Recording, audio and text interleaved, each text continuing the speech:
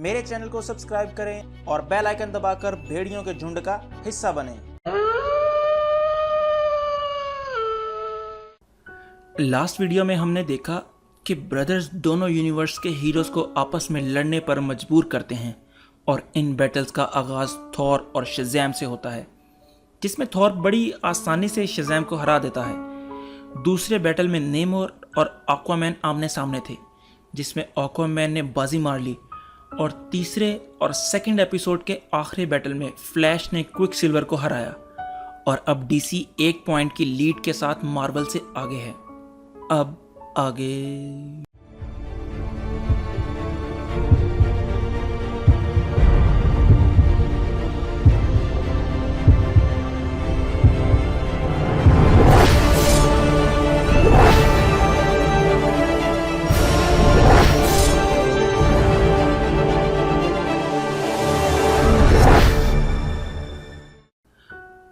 तीसरे इशू का आगाज जुबिली से होता है, जो एक रॉक पर बैठी अपनी डायरी में कुछ लिख रही है।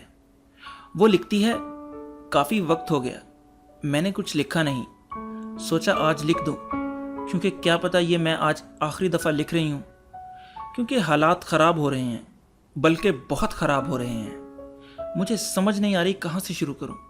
चलो अभी तक जो मुझे पता है मैं वो बताती हूँ।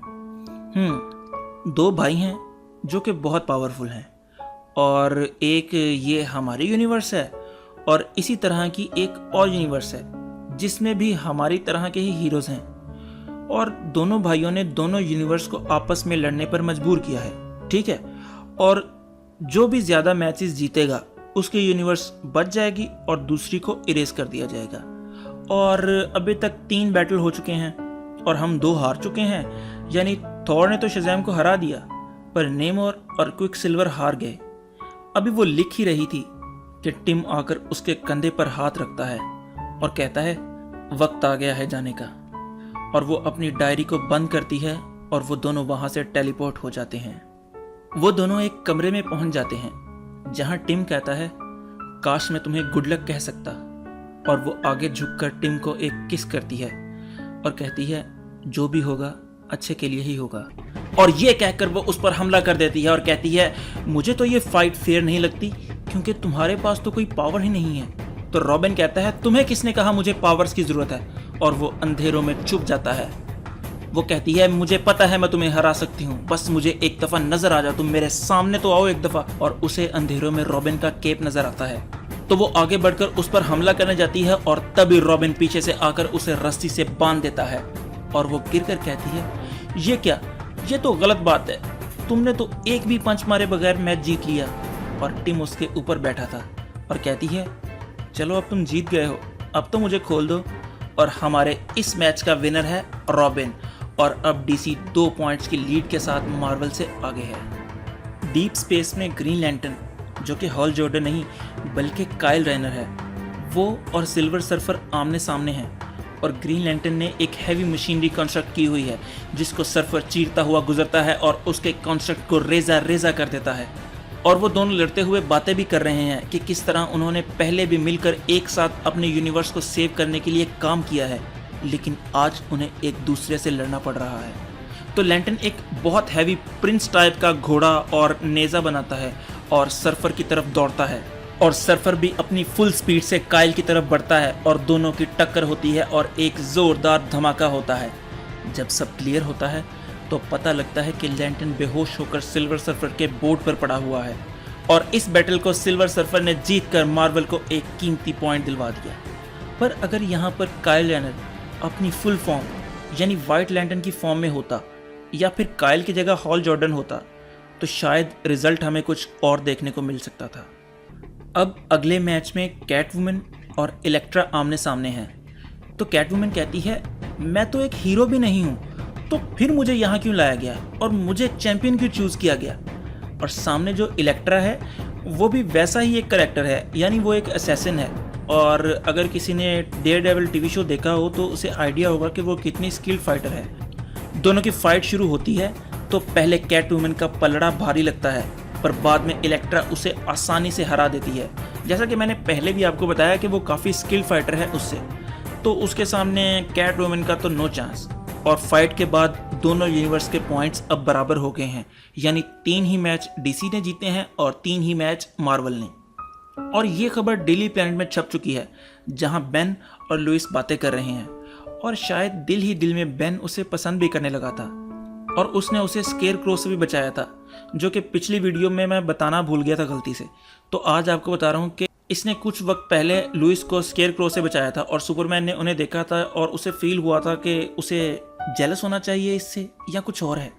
और बेन लुइस से कॉफ़ी का पूछ रहा था कि वो उसके साथ जाकर डेट मारे कि तभी क्लार्क पीछे से आता है और उसे बताता है कि मेरी लुइस पर डोरे डालना बंद करो, वो मुझसे इंगेज्ड है। और वो भी अपनी रिंग दिखाती है उसे। और बेन शर्मिंदा होकर वहाँ से निकल जाता है और डार्क रूम में जाकर कुछ फोटोज़ को डेवलप करने लगता है, पर वो फिर वहाँ से गायब हो जाता है। और बाहर चीफ आकर बताता है हल्क और मिटेलो आपस में लड़ रहे हैं। और क्लार्क उसके मजीद कुछ कहने से पहले ही वहाँ से भाग जाता है, क्योंकि उसे पता था मासूम लोगों की जानें खतरे में थी। दोबारा अगर उसी गली में हम वापस आएं, वहां पर वही दोनों बंदे बॉक्स के पास खड़े हैं। और वो बंदा जो बॉक्स के पास लेटा हुआ था शुरू में, वो उसे बताता है कि वो एक गार्डियन है और ये बॉक्स बैरियर था डीसी और मार्वल यूनिवर्स के बीच में। बैरियर यानी कि वो डीसी और मार्वल के बीच में एक दीवार थी और ये बैरियर आज टूट गया है। और वो कहता है कि उसको लोग एक्सेस के नाम से जानते हैं। अगर मैं इसमें थोड़ी डिटेल ऐड करूं खुद से, तो एक्सेस एक गार्डियन है जो कि डीसी और मार्वल में कभी भी कहीं भी आ जा सकता है। और कई दफ़ा इसी की वजह से डीसी के हीरोज मार्वल में आते हैं और मार्वल वालों का डीसी से क्रॉसओवर होता है। और वो उसे कहता है तुम्हें पता है तुम बार बार घूमकर इसी गली में ही क्यों पहुंच रहे थे? क्योंकि तुम नेक्स्ट गार्डियन हो, तुम्हें मेरी जगह लेनी होगी और ये सब जो कुछ भी हो रहा है उसे रोकना होगा। और वो उसे टच करके उसके अंदर छुपी हुई गार्डियन की पावर को अनलीश कर देता है और अब वो एक्सेस बन जाता है और अब सारी जिम्मेदारी उसके कंधों पर आ गई है। दूसरी तरफ कहीं और नेक्स्ट बैटल में वुल्वरीन और लोबो आमने सामने हैं। और यहाँ पर उन्होंने बताया तो नहीं, पर मुझे देखने से फील हो रहा है कि वुल्वरीन के पास यहाँ पर एडमेंटियम क्लॉज नहीं है बल्कि बोन क्लॉज है। तो लोबो अपनी चेन की हुक को लोगन के सीने में गाड़ देता है और वो दर्द से चिल्ला उठता है, पर फिर वो संभालता है अपने आप को और हुक को निकाल कर कहता है लगता है तुम्हें किसी ने बताया नहीं कि मैं एक म्यूटेंट हूँ और मेरे पास हीलिंग एबिलिटी है। और ये कहकर वो लोबो पर चढ़ दौड़ता है और वो लड़ते लड़ते बार के पीछे गिर जाते हैं और वहाँ से एक हाथ ऊपर आता है जो कि वुल्वरीन का था। और वो बार में पड़े हुए सिगार को जलाकर मुंह में डालता है और धुआं निकालते हुए कहता है बड़ बोला कहीं का। और ये मैच भी मार्वल ने जीत कर लीड ले ली है 1 पॉइंट की डीसी से। इससे अगले मैच में वंडर वुमन का मुकाबला करने के लिए स्टॉर्म आई है और वंडर वुमन थॉर की पावर लिए उसके सामने खड़ी है। तो डायना कहती है मैं इस न्यू पावर से तुम्हें आसानी से हरा सकती हूँ, पर इस तरह ये बैटल फेयर नहीं होगा। और वो हैमर को नीचे गिरा देती है। इसके बाद दोनों की फाइट शुरू होती है। पहले तो वंडर वुमन उस पर हमला करती है और वो बचकर साइड पर होने लगती है, तो वंडर वुमन उसको टांग से खींचकर नीचे धकेलती है। तो स्टॉर्म बादलों से बिजली को इकट्ठा कर उस पर बिजली गिराती है और वो एक दफ़ा नहीं बल्कि बहुत दफ़ा उसको बिजली के झटके लगवाती है और डायना बेहोश होकर नीचे गिरने लगती है। तो स्टॉर्म आकर उसे कैच कर लेती है और उसे कहती है मुझे माफ़ करना बहन, क्योंकि डायना ने हैमर को छोड़कर फाइट की, जिस वजह से स्टॉर्म की नज़रों में उसकी रिस्पेक्ट बन गई थी। और इस बैटल की विनर है स्टॉर्म और अब मार्वल 2 पॉइंट्स के लीड के साथ आगे आ चुका है डीसी से। अब ग्रीनविच विलेज में हमारा अगला मुकाबला है सुपरबॉय और स्पाइडी के बीच में, जहां स्पाइडरमैन सुपरबॉय को थका रहा है। कभी सामने आकर टैंकी के पीछे छुप जाता है और कभी उसकी आंखों में वेब शूट करके गायब हो जाता है। तो सुपरबॉय इस सब से तंग आ चुका था और उस पर हमला करता है। तो स्पाइडरमैन फिर बचकर कहता है तो तुम्हारी स्टोरी क्या है? तुम क्या बेटे हो सुपरमैन के या फिर उसके कज़न हो? तो वो कहता है नहीं, मैं उसका क्लोन हूँ और आज यही क्लोन तुम्हें हराएगा। और आकर वो स्पाइडरमैन को गिरेबान से पकड़ता है, पर वो उसे टांग मारकर छुड़वाता है और सुपरबॉय दोबारा उस पर हमला करने के लिए आगे बढ़ता है। पर स्पाइडरमैन इस दफ़ा चालाकी से उस पर वेब शूट करके उसे एक बहुत बड़े ट्रांसफार्मर में मारता है, जहां उसको बिजली के झटके लगते हैं और वो बेहोश हो जाता है। और हमारे इस बैटल का भी विनर मार्वल यूनिवर्स से है, यानी कि स्पाइडरमैन। और अब मार्वल 3 पॉइंट की लीड के साथ डीसी से आगे है। याद है अभी कुछ देर पहले सुपरमैन हल्क की न्यूज़ सुनकर गायब हुआ था और अब वो हल्क के पास पहुंच चुका है जहां पर हल्क मेटेलो से फाइट कर रहा है। तो हल्क मेटेलो को गिरा कर कहता है, तो तुम सुपरमैन हो? हाँ, और सुना है लोग तुम्हें हल्क कहकर पुकारते हैं। उनकी बातों में मेटेलो दोबारा उठता है और कहता है, तुम दोनों को नहीं छोड़ूंगा आज मैं। और वो दोनों मिलकर उसे कॉम्बो पंच मारते हैं और वो गिर जाता है।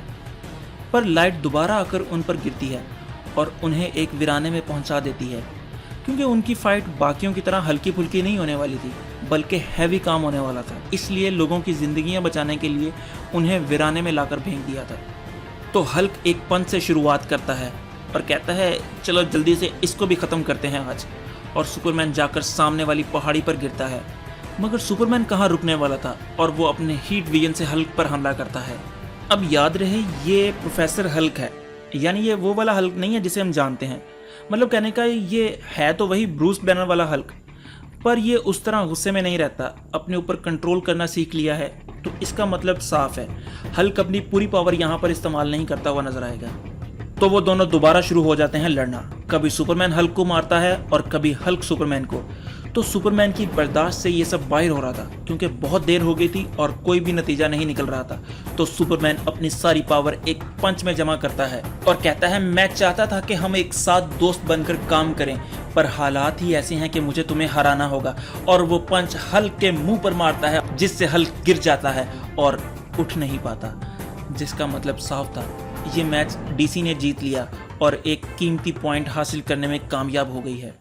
अब मैं आपको एक अहम चीज़ बताने जा रहा हूँ कि ये सब जो फाइट्स का रिजल्ट हैं, ये सब फैन बेस हैं। यानी जिस तरह फैंस ने जिसे ज़्यादा वोट दिए तो उन्होंने उसको जितवा दिया। तो इसका मतलब बिल्कुल भी नहीं है कि हल्क वीक है और सुपरमैन उससे बहुत ज़्यादा पावरफुल। और दूसरी बात, ये डेथ बैटल थोड़ी थे, ये तो सिर्फ अगले को इमोबलाइज करना था। अगर ये डेथ बैटल होते तो हमें पता लगता कि असली ताकत किसके पास है। तो अब हम आते हैं अगले मैच की तरफ। अगले मैच में बैटमैन और अमरीकी कप्तान आमने सामने हैं और कप्तान के लिए बैटमैन को ढूंढना मुश्किल हो गया था, क्योंकि बैटमैन शैडोज में खो जाता है और आज भी वो यही कर रहा था। तो बैटमैन एकदम से शैडो से निकलकर कप्तान पर हमला करके उसे गिराता है और कप्तान भी उस पर जवाबी वार करता है और दोनों एक दूसरे की अच्छी खासी धुलाई करते हैं काफ़ी देर तक। तब बैटमैन कहता है, इस तरह तो हम पूरा दिन भी लगे रहे तो कोई रिजल्ट नहीं निकलने वाला। हमें लड़ने की बजाय कुछ सोचना होगा कि कैसे इन ब्रदर्स को रोका जाए।